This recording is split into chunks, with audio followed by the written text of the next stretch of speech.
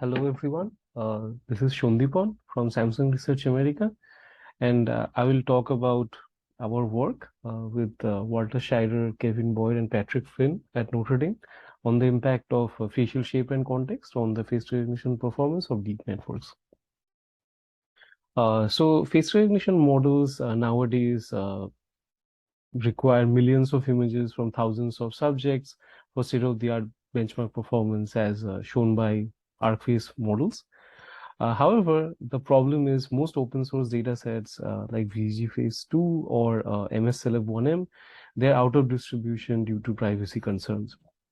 So researchers with whatever training set they have, they apply augmentation techniques to infuse intra-class variation, and the techniques typically are cropping, translation, rotation, or scaling. The other way to infuse novel views to the training set is to take a sampled training image, render it in 3D by wrapping its texture on a 3D model and repose it to get variable facial yaw. Alternatively, you can take different 3D models to render the same 2D image to get different facial shape for the same image. And this difference in facial shape can introduce variability across age groups for the same subject, because we tend to change in facial shape as we grow old or young. So we wanted to answer some questions related to this augmentation and rendering technique. So the first question is, do we need to estimate a goodness of fit for a 3D model to use it for rendering 2D images? Second, what sort of impact does changing the underlying facial shape have on the subject identity that it is rendering in the 2D image? Finally, what sort of impact does the presence of contextual pixels have on the model performance when used or is absent in the training set?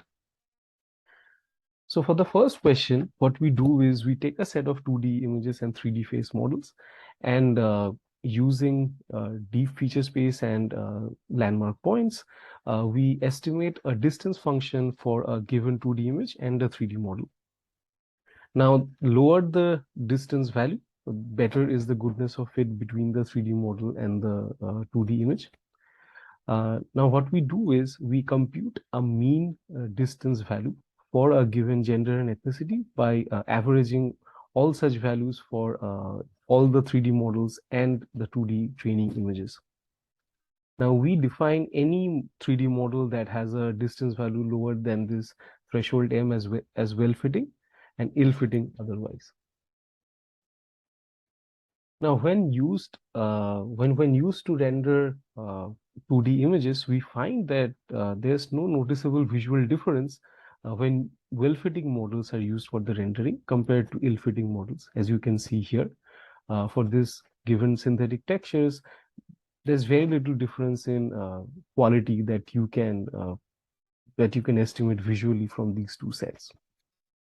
From an FID perspective, we find again there's very little difference for different gender ethnicity groups for well-fitting and ill-fitting 3D models. Finally, for similarity score estimation using VGFace2 features, we again find well-fitting models to slightly do better than ill-fitting 3D models.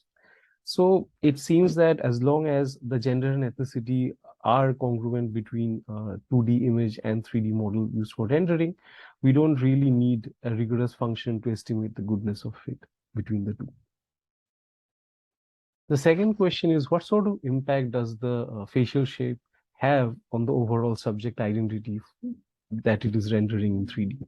To do that, we randomly take 1,000 textures from this particular data set and use its 3 best fitting 3D models to render them in different buckets of facial yaw.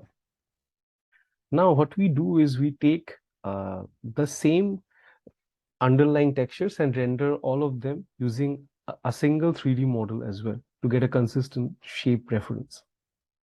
Now you can see here in these two panels, the facial shape and overall appearance looks very different for the same underlying texture when two different 3D models are used. And the difference is more visible when the yaw magnitude is high.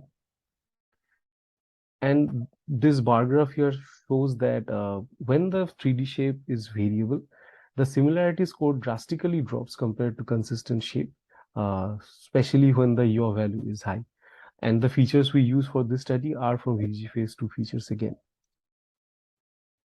Similarly, for real 3D faces or real 3D textures or real 2D textures, we use Massey et al.'s method to render 1,000 textures in four different yaw values again. And again, comparing them with consistent shape, we find there's drastic drop in identity verification performance of VEG phase 2 features when there's variable shape in the rendered image. So this tells us that even though varying the 3D model that's used for rendering uh, infuses variability in facial shape, it also changes the subject identity to a certain degree.